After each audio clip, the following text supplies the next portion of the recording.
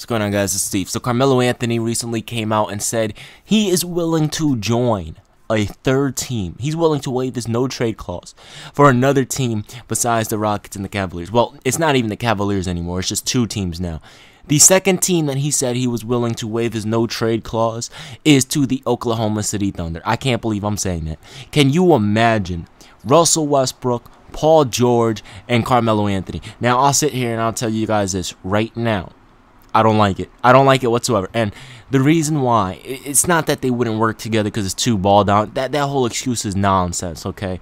Ball dominant players work together if they sacrifice. Look at LeBron, D. Wade, and Chris Bosh, all of which in 2009, 2010, before they teamed up, all of which were averaging over 24 points per game, okay? Chris Bosh was averaging 24 and 10. LeBron was averaging 38 and 8. Dwayne Wade was averaging 35 and 5. They were all ball dominant, but they worked, okay? They worked well together. Now, you want to talk about other ball dominant players. Kobe Bryant and Shaquille O'Neal, 4 straight NBA Final appearances, 3 straight NBA Final wins, okay? You want to talk about Stephen Curry and Kevin Durant, 2 of the best players on the planet right now. Stephen Curry just came off of 2 back-to-back MVPs, the first unanimous MVP in NBA history. The first unanimous MVP in NBA history, but somehow, some way, they still won that championship today. They did their thing, okay? Those two teams right there, they absolutely were just getting busy, okay? Kevin Durant and Stephen Curry, they were getting busy. LeBron and Kyrie, they worked well together. So that whole ball dominant players can't play well together, that's all nonsense. Tracy McGrady and Yao Ming played well together. They just could never stay healthy. Steve Nash and Amari Stoudemire played well together. It's just Amari Stoudemire and Steve Nash. You know, they were good, but they weren't good enough to, you know, get past the Lakers or the Spurs, you know, or the Mavericks or teams like that. Okay, so that whole ball dominant argument is just it's complete nonsense. I've never heard more complete nonsense in my entire life. You know, that's just the way it is. But the reason why I don't like it is their play style is completely different. Carmelo Anthony, I don't know if he can still run and gun and play and keep up with Russell Westbrook and Paul George, because those two, they're young. They're in the midst of their prime. They're at the, I don't know if Russell Westbrook's at his peak just yet, because if he continues to get better and better, who knows how great this guy is going to be. But Russell Westbrook and Paul George, they are both right now in the midst of their prime. They're peaking right now in their prime. They're the future of the NBA. Russell Westbrook just came off a triple-double, the first player in NBA history since Oscar Robertson to average an NBA triple-double during the regular season. Paul George just had a pretty decent season, okay? It was all right. It was up and down, but it was all right. It was a solid season. Playoffs were a little bit disappointing, but he's still a great player, okay? So Paul George and Russell Westbrook, they're going to be running and gunning. They're going to be throwing lobs. They're going to be pulling up from 40. They're going to be pick and rolling and dunking and slamming on people, throwing lobs from half court, from full court, shooting threes from the half court line with their eyes closed. They're going to be going crazy. They're going to be going absolutely crazy. Okay? And then when you want to bring Melo into that, I don't know if that's going to work out. I mean, in terms of scoring, of course Melo can keep up with anyone. He's probably a top 5 scorer in NBA history. But the thing about it is can Melo keep up running back and forth with these two young players? And the honest answer is I don't think he can. You know, I don't think Carmelo Anthony will be able to keep up running, you know, up and down, up and down, up and down, nonstop with these two players. Now, it's not a knock on Carmelo Anthony. It happens with old age. The same way I would say I don't think Dwayne Wade would be able to keep up either. You know, it just happens, okay? Carmelo Anthony, he's a great player, okay? But in terms of running and gunning, I don't think it's going to work out. Now, people are going to say, well, how come you think it's going to work out with the Houston Rockets if it ain't even going to work out with the Oklahoma City Thunder? Now, the reason why I think it's going to work out for the Houston Rockets is because if you look at a guy like Chris Paul, who is ball dominant, Chris Paul slows down the game and he breaks down the defense. He's a very smart point guard. He's one of the greatest point guards this league has ever seen. And then you have James Harden, who can play at the slow pace and the fast pace, meaning he's more flexible than Carmelo Anthony is at this age, because Carmelo Anthony is an older superstar player. So that is why I believe Carmelo Anthony is a better fit for the Houston Rockets than he is for the Oklahoma City Thunder. Now, I'm not saying it wouldn't work out or they wouldn't be able to figure it out. That's nonsense. I'm not going to sit here and say that, because these dudes, they play basketball for a living. They're NBA superstars.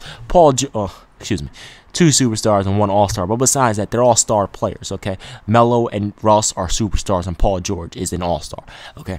So they're all star players.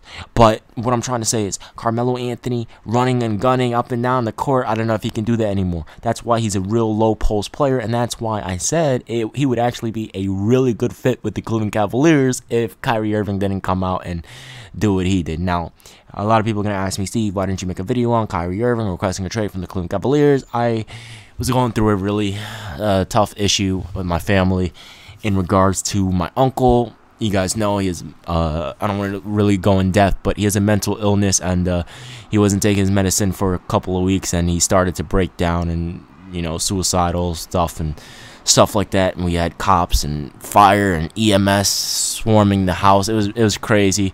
But yeah, anyway, I don't want to talk too much about that. So that's why I didn't make that video on Kyrie Irving. So I'll express my quick little thoughts on Kyrie Irving. Maybe I did. I don't even remember if I did or I didn't. That's how crazy the past few days have been. But I know I didn't upload yesterday. But anyway, so Kyrie Irving requesting the trade.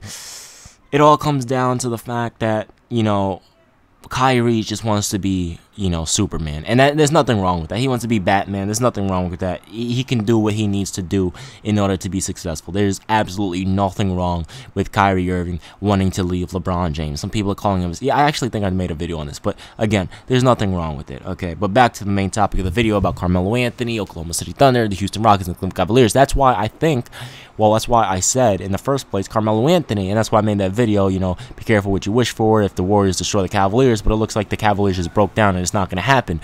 I thought that if the Cleveland Cavaliers got destroyed in the NBA Finals, which they did, they got absolutely humiliated, embarrassed. It was disgusting. It was, you know, it was astonishing how bad they got destroyed. No one expected that. At least I didn't, okay?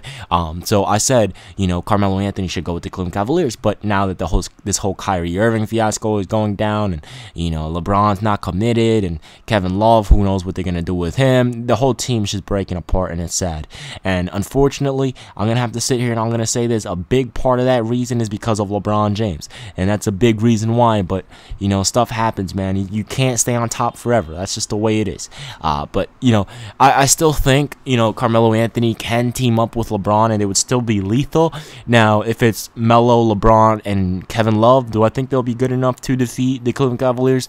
I mean, the Golden State Warriors, probably not. And the reason why I say that is because it would just be, you know, Melo and LeBron 2-on-2, you know, 2-on-5 against the Warriors, and on top of that, the Warriors just got better and better. Now, if Kevin Love were gone and were Kyrie, Melo, and LeBron, yeah, then I would think they would beat the Golden State Warriors. But Melo and LeBron and Kevin Love, I don't think so, because Kevin Love is not going to help out. It's just going to be Melo and LeBron. You know, Melo's going to give you 30, LeBron's going to give you 30. Okay, that's 60. But then you got Steph Curry giving you 35. You got Kevin Durant giving you 35 right there. That's 70. And then you got Klay Thompson giving you 20. That's 95. Then you got Draymond Green giving you 15. That's 100. Okay, that's 110. And then you have Nick Young, you have JaVale McGee, Zaza Pachulia, Sean Livingston, and the rest of them boys. And then you got Steve Kerr as the coach. I mean, you know, that team is just stacked, man, and they're stacked for the next few years to win. And, you know, that's what happens. But at the end of the day, you know, there's nothing wrong with Carmelo Anthony saying, I want to, you know, go to the Oklahoma City Thunder. All that shows, and this just proves all of the disgusting Melo haters wrong, because I don't know how anyone could hate on someone to the likes of Carmelo Anthony that throughout all that BS that he went through with the New York Knicks for the past 4 years with Phil Jackson, he has not yet once criticized Phil Jackson or the New York Knicks organization publicly. He stayed humble and he stayed mellow. I don't know any other NBA superstar that has ever done that in my entire life, but somehow, some way, Melo gets all the hate. It's whatever. At the end of the day, all this shows, and this proves all the haters wrong, it shows that Carmelo Anthony is loyal, something that a lot of players are not anymore. We don't see this anymore. Loyalty, you don't see it. You know, that's why I'm so upset at Dwayne Wade leaving Miami. You don't see this loyalty anymore. Melo wanted to fight through all the downs. Melo still wants to fight through all the downs and win with the New York Knicks. But, you know, it got to the point where he's like, you know what? You know, there's nothing else I can do. They want me out of here, so it looks like it's time to move on. But he stayed through those 4 years. He took the hit on his legacy just so he can try and win one for New York. That is loyalty, and that right there shows why he's one of the greatest ever. And then on top of that, he didn't criticize them, and now he wants to go to the Oklahoma City Thunder or the Houston Rockets. That shows that he wants to win, and he wants to win right now. And his best bet, to be honest, is to go to Houston, because Houston, what were they? Just like a third, fourth seed? And if they get Melo, oh my gosh, they may not be first seed, but they're definitely going to be second seed. You know, Melo, whoo, boy, everybody wants Melo now, which is funny because everyone used to hate on him, but somehow, some way, everybody wants Melo today.